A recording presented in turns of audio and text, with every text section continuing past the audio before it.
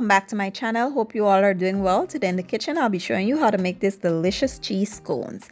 To get started, I have some all-purpose flour, some New Zealand cheddar cheese, better known as anchor cheese. I also have sharp cheddar, and I'll be using some buttermilk. I also have some scallions or green onions, some jalapeños and sweet peppers, grated garlic, baking powder, salt, sugar, and some grated butter.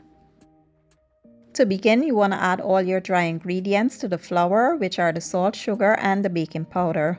Mix that in real well. Then we'll add our butter and work it in by hand. Make sure it's evenly distributed throughout the flour. Then we'll move on to the next step. So at this point, you want to add your green onions, your peppers, the grated garlic, and the cheese.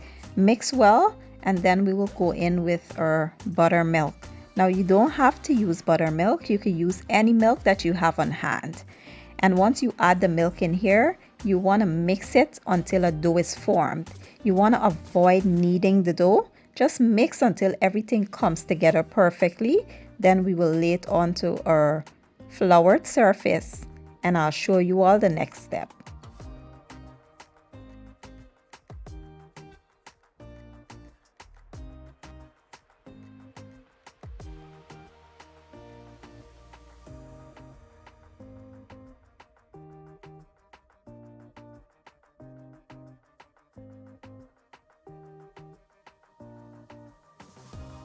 So now you'll go ahead and flatten your dough out, and at this point you can simply go ahead and just start cutting out your cheese cones if you wish. But what I like to do to create a more fluffier cheese cone, kind of with layers to it, I like to cut it in 4, place the pieces on top of each other, flatten it again, and I cut it in 4, and I continue this process for about 3 times. And then I start to cut my cheese cones out with my biscuit cutter. But this is optional, you don't have to do it. I just like to do it because it creates a more fluffier, layered like cheese cone. And once you start cutting with your biscuit cutter, you will just continue the process. Just keep putting the pieces back together and you keep cutting until no more dough is left.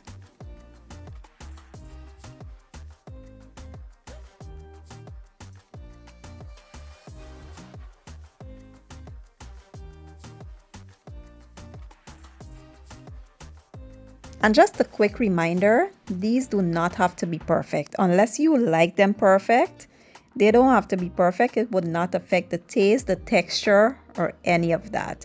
I personally don't like mine perfect. I like the rustic look because it just screams homemade. You know, anything that's too perfect, to me it looks store-bought, and I don't like that. I like it the homemade look. So once you're done, you want to place these in a 400-degree oven for about 30 to 40 minutes.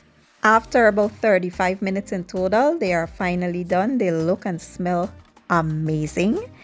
But what I like to do is allow them to cool down a bit before, I show you what they look like on the inside.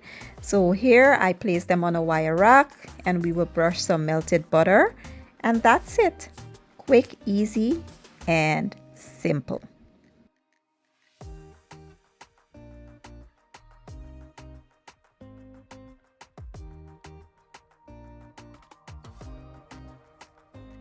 And now for the good part, let's just see what these look like on the inside. They were so fluffy, cheesy, flavorful, moist, and the top was nice and flaky, crispy, perfectly baked. Everything you would want in a cheese cone. I hope you all give this recipe a try. If you enjoy my video, please give it a thumbs up, share it, and leave a comment down below. I will leave all the ingredients down in the description box, and I'll see you all next time. Thank you for watching. I appreciate your support, and as always, enjoy.